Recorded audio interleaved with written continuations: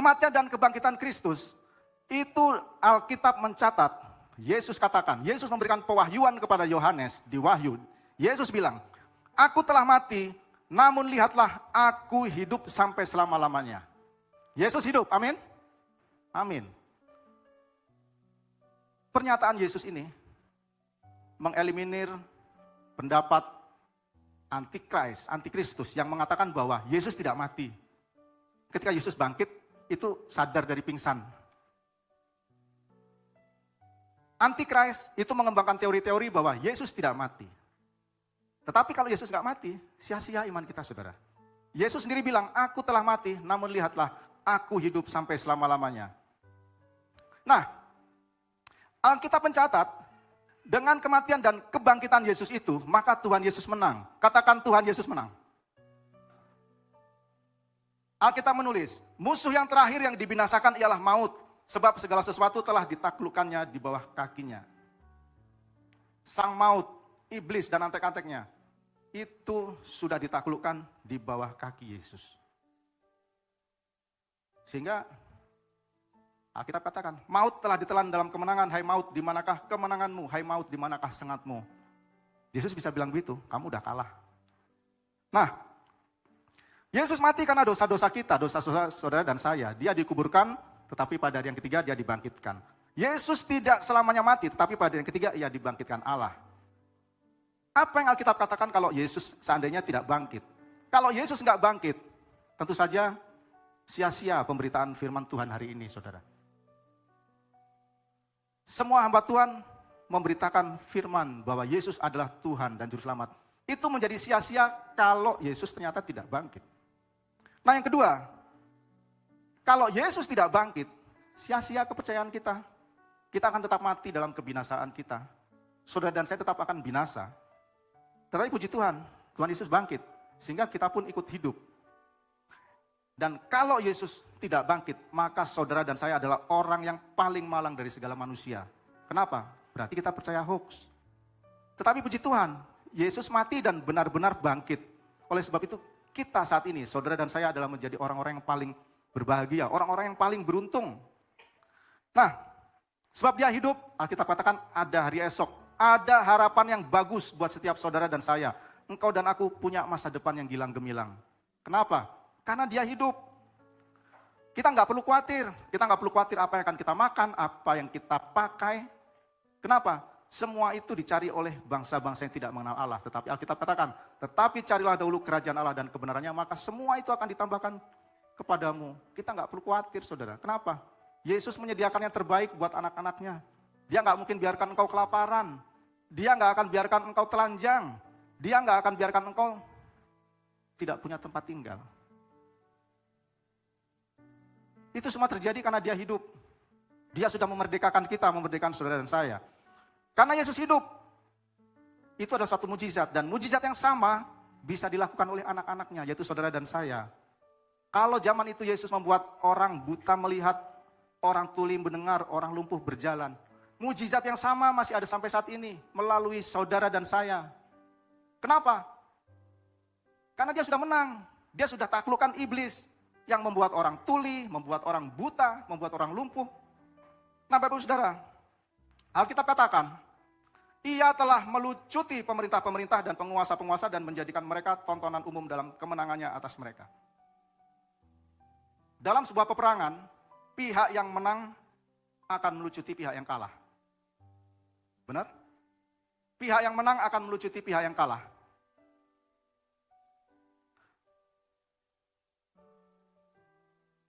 Tahun 1945, kita tahu sejarahnya ya. Jepang menyerah kepada sekutu tanpa syarat pada tanggal 14 Agustus. 14 Agustus. Dan ini dicuri kesempatannya oleh Indonesia untuk memerdekakan diri. Lalu dalam bulan September, sekutu yang sudah menang tadi datang untuk melucuti Jepang yang kalah di Jakarta. Ini merupakan suatu gambaran bahwa yang menang akan melucuti yang kalah. Yesus juga melakukan hal yang sama. Yesus pada hari itu, dia ambil kuasa yang ada di si iblis. Yesus mendekati mereka dan berkata, kepadaku telah diberikan segala kuasa di surga dan di bumi. telah diberikan. Siapa yang memberi? Iblis. Yesus melucuti iblis. Kepadaku telah diberikan segala kuasa di surga dan di bumi. Dan aku memegang segala kunci maut dan kerajaan maut. Itu yang Yesus lucuti dari si jahat. Nah, Bapak Ibu Saudara,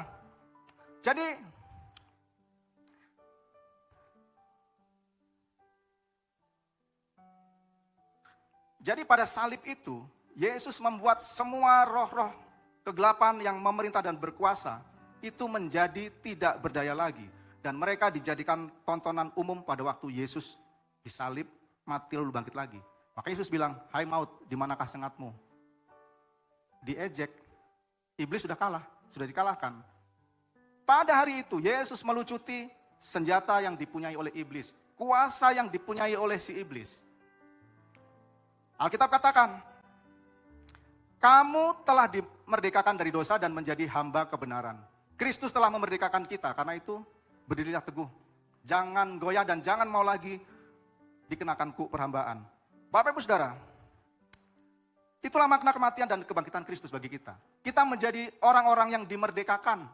Dimerdekakan dari perbudakan dosa. Dibebaskan dari perbudakan perhambaan oleh dosa. Saudara tahu artinya merdeka ya? Artinya bebas. Bebas dari kuk yang menekan. Saudara mungkin hari-hari ini merasa mendapatkan tekanan yang sangat berat oleh sakit penyakit, oleh beban perekonomian, oleh mungkin masalah-masalah komunikasi dalam keluarga. Saudara sadari, saudara sudah dimerdekakan. Saudara harusnya bisa melepaskan diri. Kenapa? Karena Yesus sudah melucuti kuasa-kuasa seperti itu, saudara-saudara. Nah, katakan bersama saya sudah dimerdekakan. Kita tengok, saudara-saudara, ke belakang. Ingat, Yesus 2000 tahun yang lalu dengan kematian dan kebangkitannya sudah memerdekakan saudara. Nah, masalahnya begini. Ini ada satu pelajaran dari Pusat Sejarah TNI. Saudara bisa cari di gadget saudara. Ya, peristiwa pengambil alihan kekuasaan dari Jepang di Magelang tahun 45. Pada saat dikumandangkannya proklamasi kemerdekaan Indonesia 17 Agustus 1945, rakyat Magelang belum mendengarnya secara luas. Baru pada tanggal 3 September 1945 pukul 21, rakyat Magelang berkumpul untuk mendengarkan secara resmi pengumuman proklamasi tersebut dan pernyataan bahwa Karesidenan Kedu termasuk di dalamnya Kabupaten Magelang menjadi bagian dari negara Indonesia yang telah merdeka itu. Begini saudara, ketika Yesus mati dan dibangkitkan, dia berikan kemerdekaan untuk seluruh umat manusia di muka bumi ini. Tetapi berita itu belum mencapai atau belum didengar oleh seluruh penduduk bumi.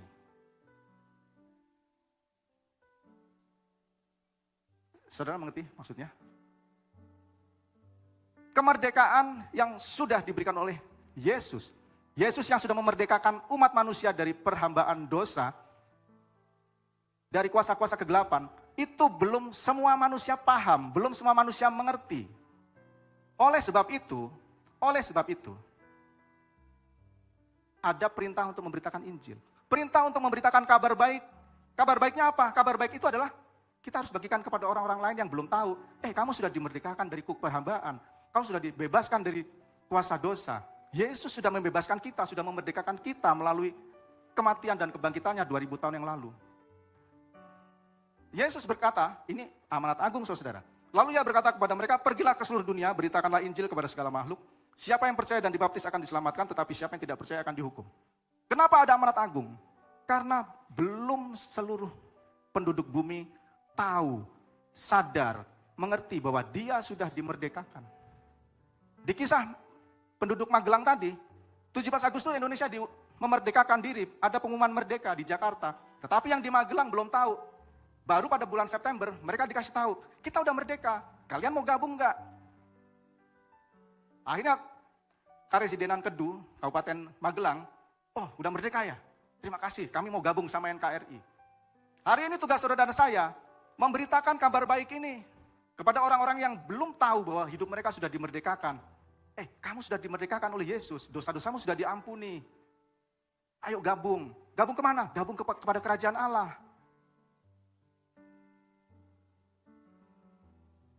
Dan Saudara-saudara, karena Tuhan Yesus hidup, maka kita akan menyelesaikan amanat agung. Katakan amin. Hari-hari ini Tuhan berikan target untuk menyelesaikan amanat agung, di mana setiap orang akan mendapatkan kesempatan untuk berjumpa secara otentik dengan Tuhan Yesus melalui kuasa dan hadirat Roh Kudus, itu pada tahun 2033. Jadi target yang Tuhan berikan kepada gerejanya tahun ini adalah, sampai tahun 2033, targetnya adalah semua manusia di bumi diberitahu, diberikan info bahwa kamu sudah merdeka. Ayo bergabung dengan kerajaan Allah. Kamu sudah merdeka. Mengerti saudara-saudara ya? 2000 tahun yang lalu katanya kita sudah merdeka, tapi kok kenapa ada amanat agung gitu kan? Kenapa? Karena ketika kita dimerdekakan, ada pengumuman kemerdekaan, tidak semua orang otomatis well informed.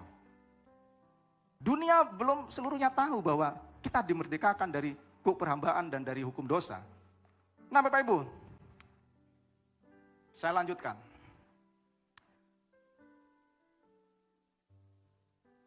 Ini saudara bisa temukan di Detik Edu. Jadi di Semarang, itu ada namanya pertempuran 5 hari. Sesuai namanya, pertempuran 5 hari di Semarang berlangsung selama 5 hari sejak tanggal 15 hingga 20 Oktober 1945, masa penjajahan Jepang ya. Melansir laman resmi Museum Nasional, awal mula pertempuran ini disebabkan oleh pasukan Jepang yang tidak menerima kekalahannya terhadap sekutu dan diproklamasikannya kemerdekaan Republik Indonesia pada 17 Agustus. Nah Bapak Ibu Saudara, Jepang sudah kalah tanpa syarat kepada sekutu. Tetapi di bawah, prajurit-prajurit yang di bawah nggak terima. Apalagi Indonesia merdeka, mereka nggak terima.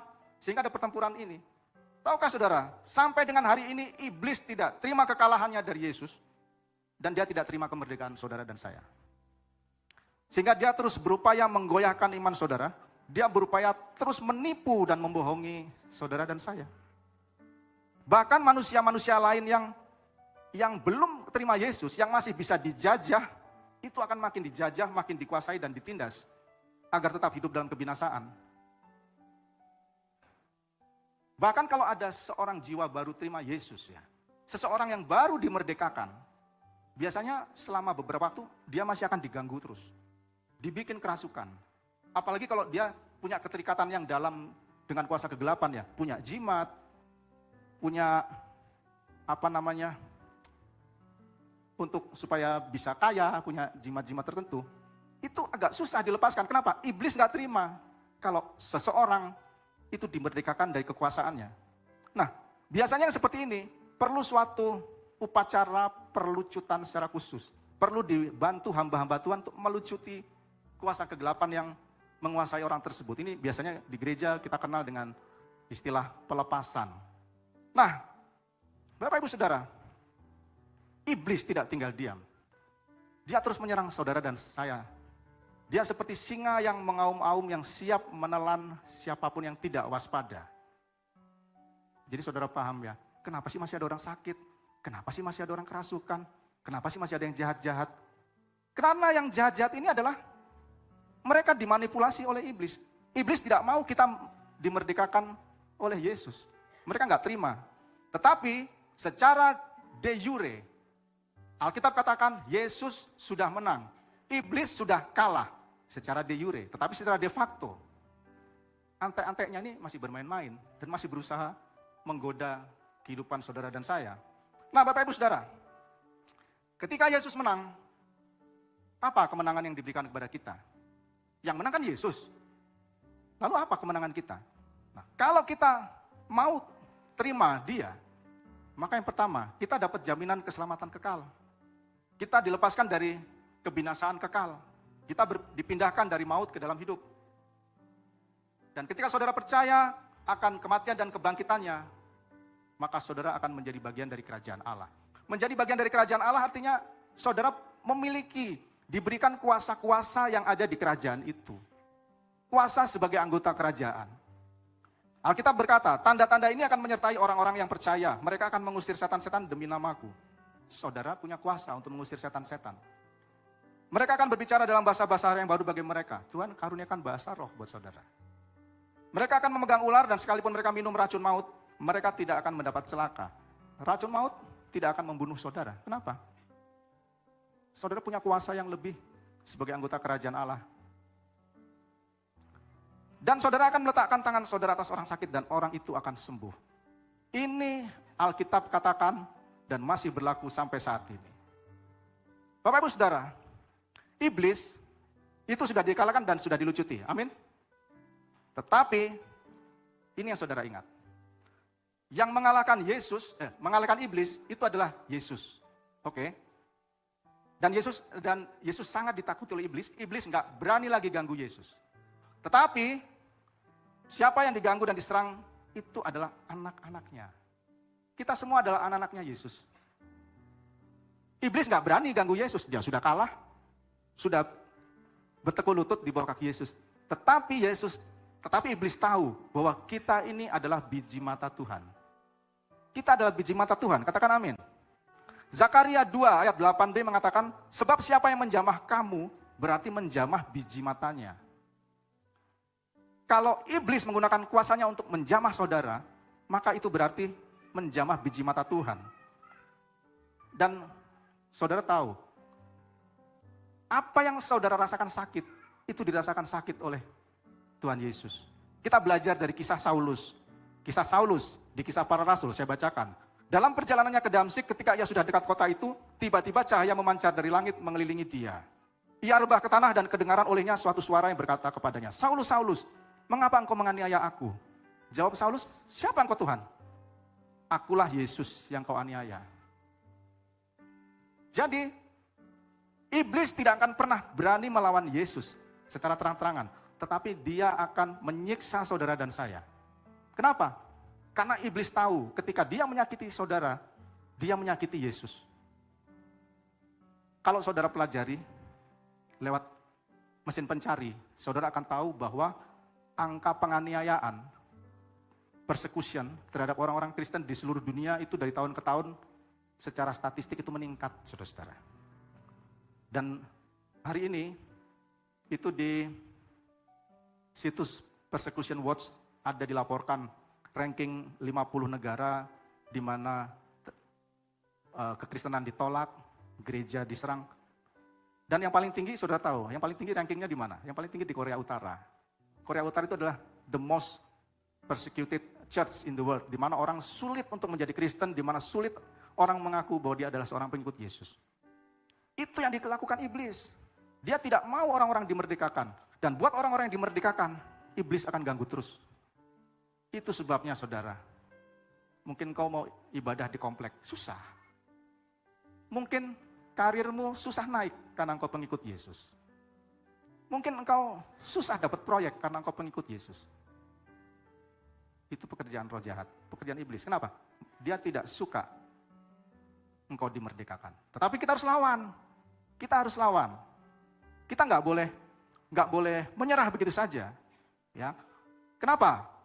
Sebab Alkitab bilang, roh yang ada di dalam kamu lebih besar daripada roh yang ada dalam dunia. Itu iblis tahu. Sepanjang kita tidak buka celah, engkau tidak buka celah untuk menyerah kepada iblis, engkau akan tetap menang. Tetapi ketika engkau menyerah, engkau terbuai oleh godaannya, ya engkau akan kalah. Kalau saudara-saudara saya dipenuhi oleh roh, engkau nggak akan bisa dijamah oleh si jahat. Engkau nggak akan bisa dikalahkan oleh sihir, tenung, santet, nggak bisa. Kenapa? Roh yang ada dalam saudara, roh Yesus, itu lebih kuat dari roh manapun. Saudara nggak bisa dibinasakan oleh racun maut. Dan saudara akan bisa doakan orang-orang yang sakit, saudara tumpang tangan keluargamu, orang itu akan sembuh dalam nama Yesus. Nah Bapak Ibu Saudara, Yesus sudah menang. Imam musik silakan. Yesus sudah menang, sekarang bagaimana kita? Supaya kita juga bisa mengatakan, mengklaim bahwa salib itu adalah kemenangan kita. Bahwa that cross is our victory. Maka yang pertama harus kita lakukan adalah kita harus mengaku dengan mulut kita bahwa Yesus adalah Tuhan dan Juru Selamat. Alkitab katakan, sebab jika kamu mengaku dengan mulutmu bahwa Yesus adalah Tuhan dan percaya dalam hatimu bahwa Allah telah membangkitkan dia dari antara orang mati, maka kamu akan diselamatkan. Dan keselamatan tidak ada di dalam siapapun juga selain di dalam dia. Sebab di bawah kolong langit ini tidak ada nama lain yang diberikan kepada manusia yang olehnya kita dapat diselamatkan. Mungkin hari ini saudara perlu rekomitmen. Kembali mengaku Yesus adalah Tuhan dan Juru Selamat pribadi. Engkau perkatakan lagi dengan mulut. Perkatakan. Tidak bisa dalam hati, itu harus diucapkan. Akui Yesus, Engkau adalah Tuhanku, jadilah juru selamatku. Yang kedua, supaya kita bisa tetap menang, maka kita harus terus belajar, terus bertumbuh dan tetap setia. Kita harus belajar dari sejarah kelam kita ketika kita masih berdosa, lalu kita diselamatkan karena kasih Yesus, karena kasih Allah yang begitu besar akan dunia ini, sehingga Dia karuniakan anaknya yang tunggal, supaya setiap orang yang percaya kepadanya tidak binasa, melainkan beroleh hidup yang kekal. Kita harus bertumbuh terus dalam pengenalan akan Dia. Dan walaupun kita selalu diganggu, ditekan oleh iblis, ingat, kita lebih dari pemenang. Kenapa? Karena Yesus sudah menang. Ketika kita terima Yesus, saudara, ada roh Yesus yang lebih kuat dari manapun. Saudara sudah pasti menang, bahkan lebih dari pemenang. Dan kita harus tetap setia. Alkitab katakan, hendaklah engkau setia sampai mati, dan aku akan mengaruniakan kepadamu mahkota kehidupan. Amin, saudara. Yuk kita bangkit berdiri. Ingat, Yesus sayang sama saudara. Ingat, Yesus sudah memerdekakan engkau. Dia memerdekakan engkau dan saya. Kita punya kuasa. Kuasa untuk menjadi pemenang, kuasa untuk menikmati kekayaan, kuasa untuk menikmati kesembuhan, kuasa untuk mengalami kebebasan dari sakit penyakit.